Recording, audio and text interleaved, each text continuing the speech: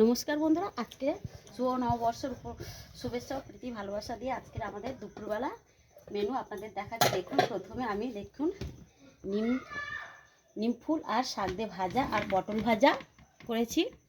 তার সাথে রয়েছে দেখুন কুমড়ো ডাঁটা, আলু আর মাছের ডিম দিয়ে একটা তরকারি।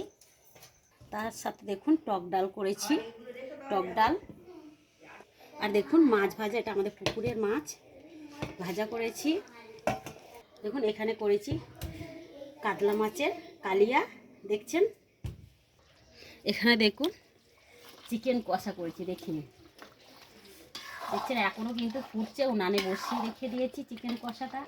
দেখুন কত সুন্দর দেখুন হয়েছে, একদম লাল লাল ঝাল ঝাল চিকেন কষা।